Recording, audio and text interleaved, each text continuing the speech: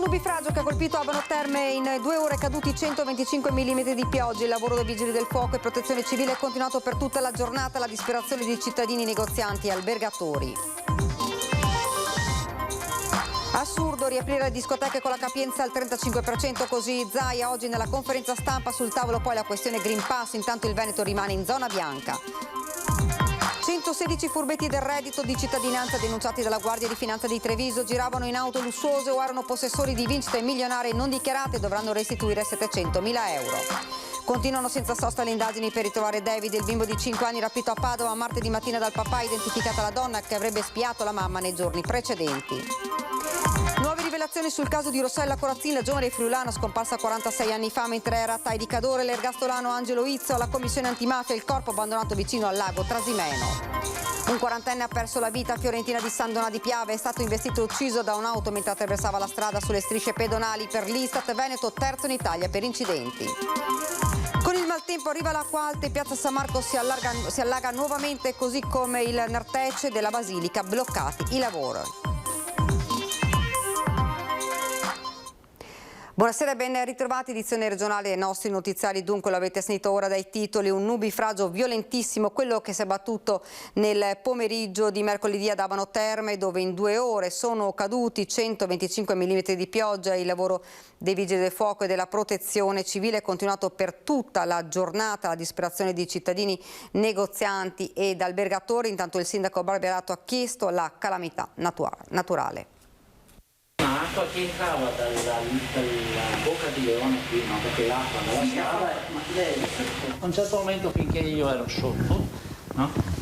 Praticamente c'è tutto un muro portante, diciamo, del magazzino, ed è stato uno tsunami, quindi l'acqua è entrata tutta dentro e ha fatto il disastro, ha rovinato tutto e io devo buttare via tutto praticamente. E lei era sotto però? Io ero sotto e miracolato, facendo qualunque mossa potevo fare, e sono riuscito a venirne fuori e sono qua che la racconto. Ecco qua la cantina. Le lacrime di Maurizio Bettin, titolare di questo bar di Via Flacco, aperto da 45 anni, tutto chiuso, salvo per miracolo. Una strada trasformatasi in un fiume, in un lampo, dove le pompe entrate immediatamente in azione di fatto stavano facendo una lotta contro qualcosa di impossibile, perché l'acqua buttata fuori addirittura rientrava sia negli scantinati che nei parcheggi. Ancora al lavoro i vigili del fuoco e gli uomini della protezione civile.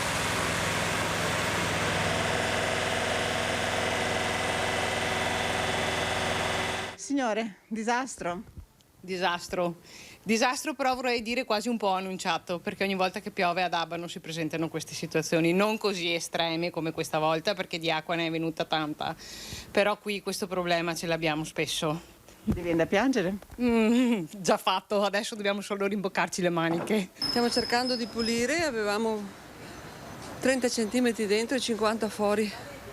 Che per entrare abbiamo aperto la porta e quello che era fuori è andato dentro, ma dentro ce n'era tanta così già. Disastro, perché noi abbiamo tutto l'arredamento in legno. Persa giornate di lavoro oltre il danno e non ci voleva, perché oltre il Covid noi abbiamo avuto ieri sera un fiume di acqua. Dove è entrata l'acqua nel negozio? È entrata dalla porta, guardi, fino a metà negozio. Io ho finito ieri sera alle 11, sono andata via da qui alle 23 e sono tornata stamattina alle 8 per poter mettere fuori qualcosa, per poter anche riprendere il lavoro.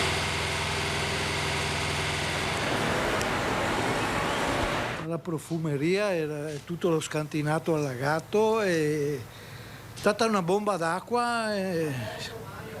Mai vista una cosa così? Mai vista qua, una bomba d'acqua proprio ieri sera. In difficoltà molti clienti, ospiti nei numerosi alberghi della strada.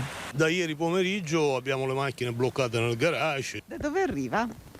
Io arrivo dalla Sicilia e ho bisogno della macchina perché non posso rientrare a Taormina col tassì. Si è trovata sempre bene ad Abano lei? Ogni anno, dall'89. Fino ad adesso? Fino ad adesso? No, ritorno anche l'anno prossimo, solamente che mi cerco il parcheggio in superficie invece di cercarmelo sottoterra.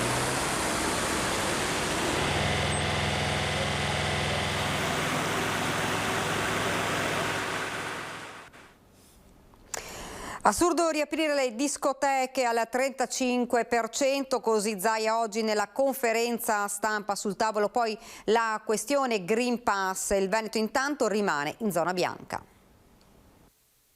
Il Veneto resta in zona bianca, gli ultimi dati sui contagi Covid sono buoni, l'incidenza R Conti è in calo a 0,79. Se continuasse così, ha detto il presidente Zaia, potremmo dire che andiamo verso una remissione del contagio e questo a 3 settimane dall'inizio delle scuole. Nel frattempo prosegue la campagna vaccinale, così come la somministrazione delle terze dosi alle fasce di popolazione per le quali sono previste. Il Veneto ha quasi raggiunto le 7 milioni di somministrazioni. Annuncio che abbiamo superato l'83% di media regionale sulla popolazione vaccinabile, comprese le prenotazioni. Siamo all'83,1.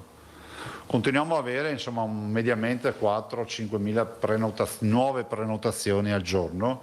Zaia ha poi parlato del Green Pass, chiedendo al governo di andare incontro alle istanze sempre più pressanti delle aziende. Davanti anche a questo andamento di curva del contagio, forse varrebbe ancora la pena di riesumare il tema delle 72 ore della durata del tampone, perché 72 ore comunque permette anche di decolassare questa pressione che c'è. Sul tavolo anche la questione discoteche, riaperture con capienza del 35%, un settore che ha dato l'anima, parliamo di 22.000 addetti, dice il governatore. Una parte della proposta delle discoteche io la ritengo veramente una roba impraticabile, pensare a un 30-35%, 35%, impraticabile e soprattutto davanti a un settore che ha dato l'anima. Non so quanti locali riapriranno. Il presidente ha poi segnalato anche una nuova fake news che in questi giorni sta circolando sui social contro la regione. Il video in sostanza dice che Zaia incarica gli agenti in borghese per controlli a tappeto nei locali del Veneto. Sono in arrivo forze dell'ordine extraregionali per multare tutti i locali pubblici. Io non ho parole, ecco, questo è il messaggio di giornata. È una vergogna prima di tutto perché noi non ci occupiamo di queste cose, non ne abbiamo una potestà giuridica. Quindi di certo non possiamo noi chiedere che ci siano controlli, non li chiediamo e comunque non abbiamo mai attivato anche informalmente nessuna richiesta. Quindi questa ancora una volta è una presa in giro dei cittadini, non da parte nostra ma di chi fa questi messaggi. In chiusura l'annuncio che sono in arrivo in Veneto 371.824.503 euro che finanzieranno investimenti nel settore della sanità e che riguardano 11 progetti da realizzare in tutte le ULSS e all'Istituto Oncologico Veneto. Ed ora parliamo invece di linee guida e cambiamenti in vista del decreto del governo. L'assessore regionale alla sanità Manuela Lanzarin ha affrontato oggi l'argomento parlando anche degli impianti di risalita in vista della stagione turistica invernale. Oggi probabilmente esce questo nuovo decreto che prevede quindi tutto il discorso legato allo spettacolo, quindi cinema, teatri, il famoso 80% di capienza, poi lo sport, il 75% di capienza per quanto riguarda gli eventi sportivi e le discoteche che almeno come diceva il Presidente dalla notizia che abbiamo noi, è il 35% di capienza per quanto riguarda la riapertura delle discoteche. Ieri c'è stato un incontro con le 5 regioni coordinate dal Veneto per trattare le nuove linee guida di cambiamenti in vista del decreto del governo. In sostanza, spiega l'assessore regionale alla sanità Manuela Lanzarin, sono stati discussi gli aggiornamenti introducendo il Green Pass. Altro settore strategico sul quale la conferenza delle regioni sta lavorando è quello degli impianti di risalita in vista della stagione turistica invernale. Lavoro, specifica l'assessore, che è in iter e non è definitivo. Sono sostanzialmente 3 le proposte. L'utilizzo del Green Pass per poter accedere appunto all'impiantistica sportiva invernale, l'aumentare la capienza delle cabinovie all'80%, sapete che era al 50%, quindi portarla all'80% come quella dei trasporti pubblici, l'utilizzo della mascherina chiaramente è scontato. Non ultimo differenziare fra zona bianca e zona gialla dove non si prevede più un limite giornaliero di ski pass. Sapete che prevedeva questo le linee guida precedenti, mentre viene mantenuto qualora ci fossero quadri epidemiologici molto più importanti e quindi se le regioni, insomma se i territori dovessero essere in aree rosse o arancioni. quindi togliendo quel limite giornaliero di ski pass possibili per quanto riguarda le aree bianche e gialle.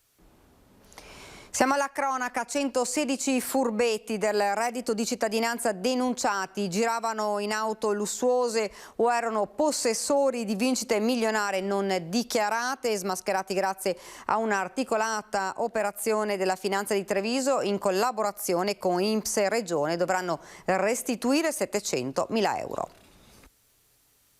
Chi girava con auto lussuose come un SUV Maserati Levante? 2 rom di Treviso e Oderzo erano possessori di auto di grossa cilindrata. Chi non aveva dichiarato vincite conseguite con scommesse o gioco online, come nel caso di 2 disoccupati, un 54enne residente a Treviso che ha vinto oltre 1.600.000 euro e un 48enne a Conegliano che ne ha incassati 500.000. Furbetti del reddito di cittadinanza, 116 in provincia di Treviso, smascherati e denunciati dalla Finanza.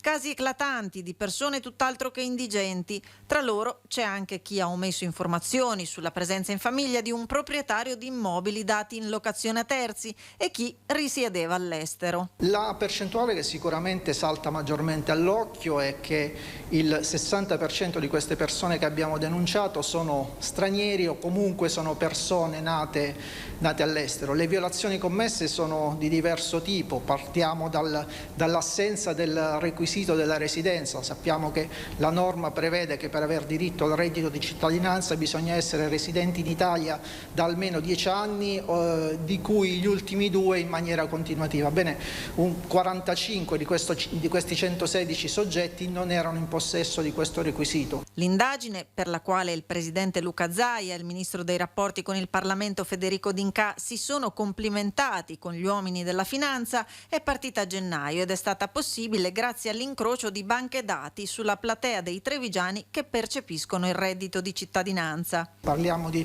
una platea di circa 5.000 beneficiari.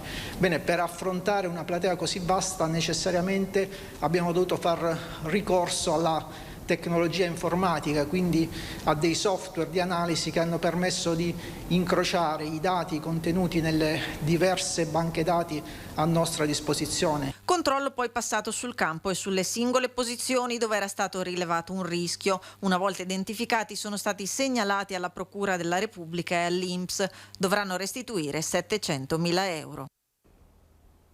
Continuano senza sosta le indagini per ritrovare David, il bimbo di 5 anni rapito a Padova martedì mattina dal papà, identificata la donna che avrebbe spiato la mamma nei giorni precedenti.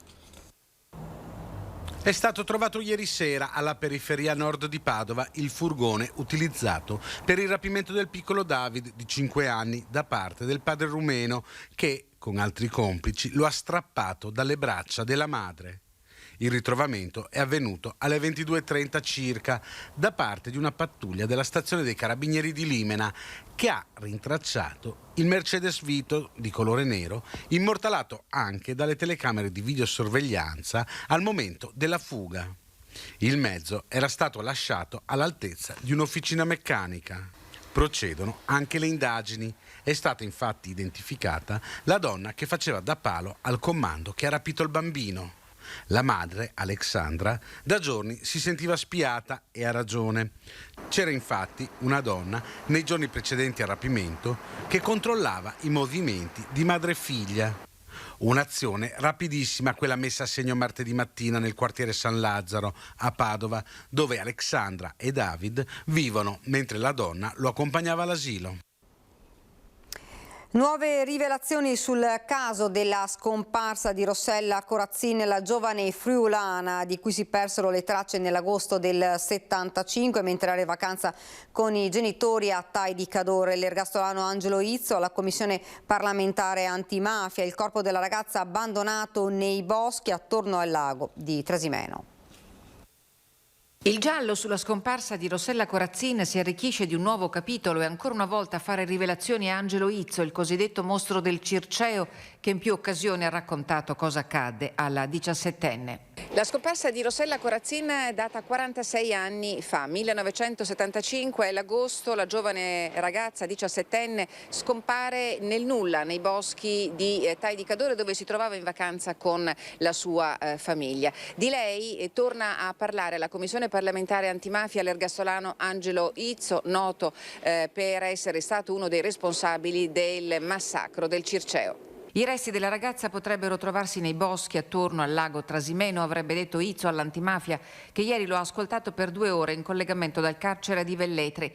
Cosa accadde alla giovane Izzo lo spiegò anni fa, riferendo che Rossella venne sequestrata in Cadore, portata a Riccione e poi nella villa del medico Francesco Narducci, morto nell'85, il cui nome finì nelle indagini sul mostro di Firenze. In quella casa sul lago Trasimeno la ragazza venne usata per riti massonici, abusata e poi uccisa. Del caso della scomparsa di Rossella Corazzin si occupò la magistratura di Belluno con il pubblico ministero Raffaele Massaro prima e con l'ex procuratore Francesco Saverio Pavone, che interrogò Izzo per ben 2 volte. Le dichiarazioni rese ieri all'antimafia sono state secretate ma saranno oggetto di valutazioni. La famiglia di Rossella Corazzin non si è mai arresa. I riflettori sul caso della scomparsa della giovane si sono nuovamente accesi e si ritorna a chiedere verità.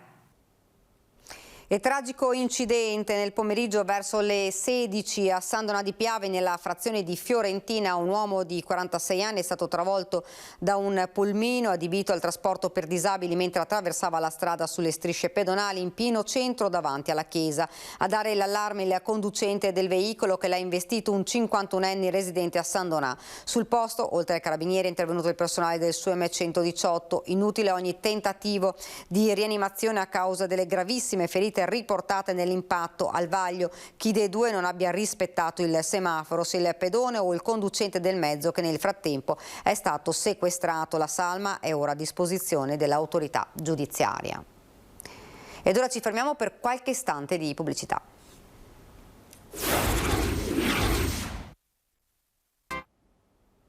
Rieccoci nuovamente in studio. C'è stata una buona ripresa turistica negli aeroporti di Venezia e Treviso. Lo dimostra anche il fatto di una nuova base di Ryanair. Con una nuova base all'aeroporto Marco Polo, la compagnia aerea low cost Ryanair annuncia 24 nuove rotte totali, 16 internazionali e 8 domestiche, oltre 160 voli settimanali e un incremento dei posti di lavoro. L'impegno che Ryanair ha nei confronti di Venezia porterà alla creazione di 100 nuovi posti di lavoro diretti Ryanair, più ovviamente altri nella regione Veneto legati al settore del turismo. La nuova base di Venezia va ad aggiungersi a quella di Treviso, dove abbiamo basati 2 aeromobili. Questo significa che nella regione Veneto avremo in totale 5 aeromobili basati, che rappresentano un investimento di 500 milioni di dollari. Questo a dimostrazione di come il turismo sia ripartito e ci sia la voglia di viaggiare, fa notare il direttore commerciale di Save.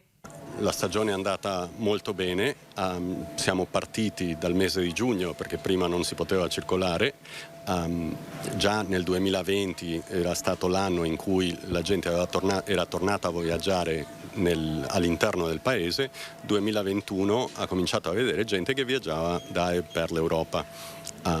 Adesso ci sono tante novità che stanno arrivando. Settembre ha sdoganato l'Inghilterra, dove si può nuovamente viaggiare.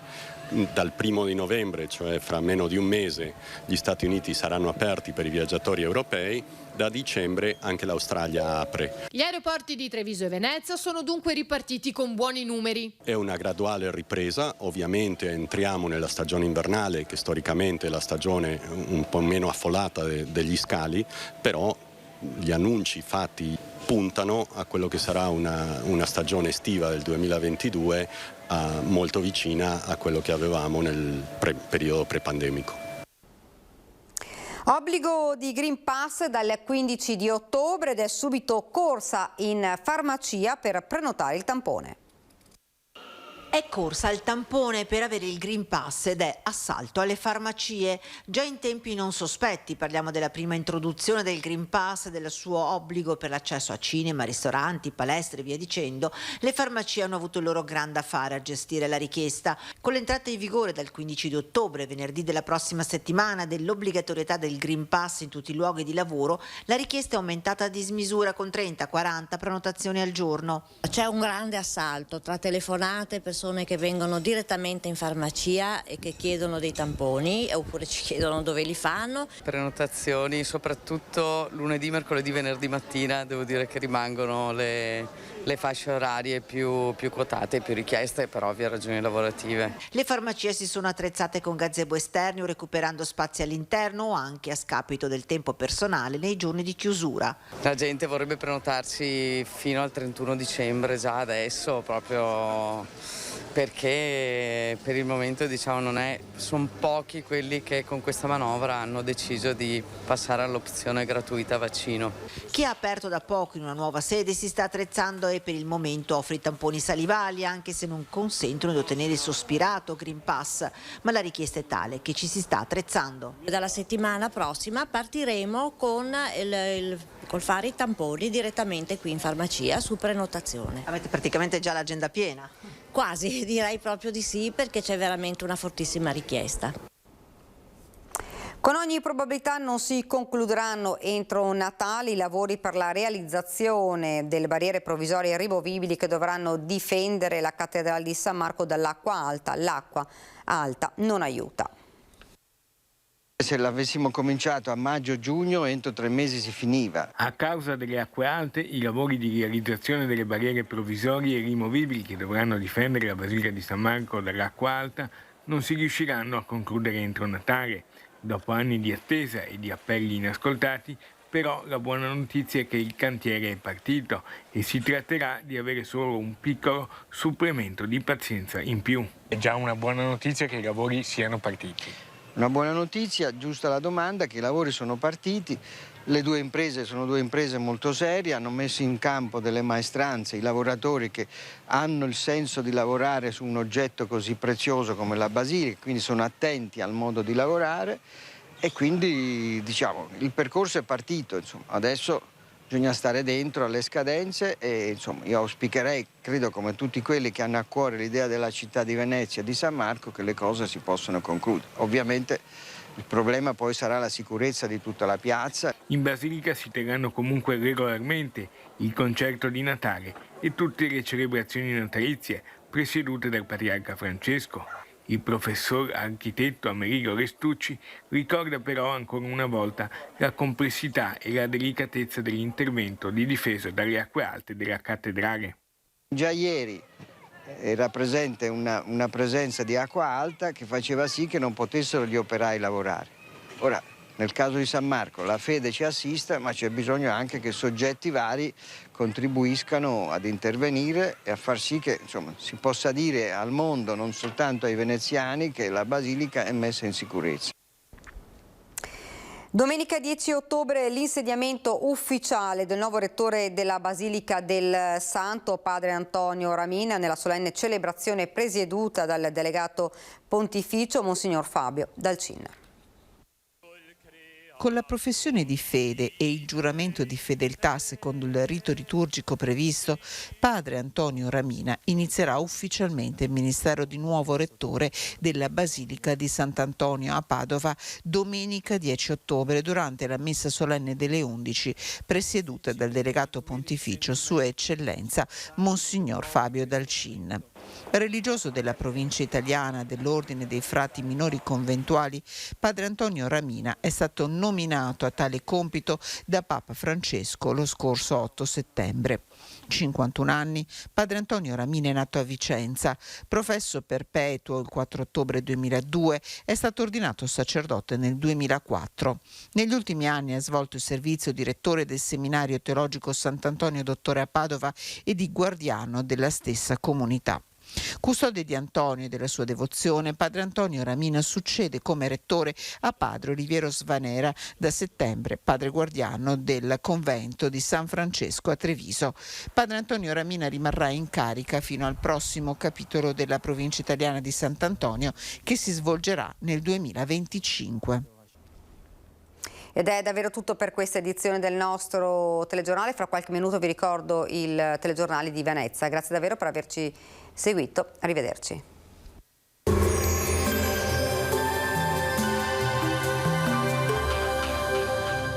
Moreno Tardivo Tristyle, potatura ed abbattimento alberi di alto fusto, presenti in tutto il Triveneto. Chiamateci per un preventivo gratuito.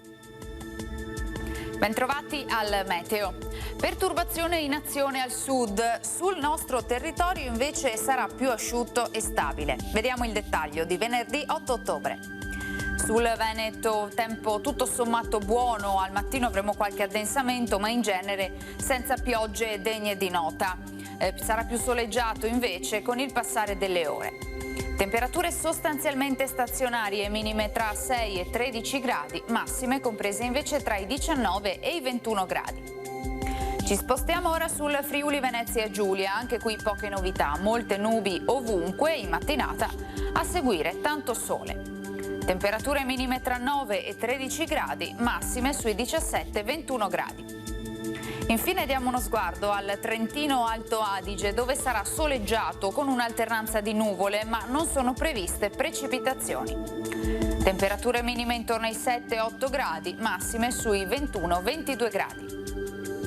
Dal meteo di Antena 3 è tutto, grazie per l'attenzione e arrivederci al prossimo aggiornamento.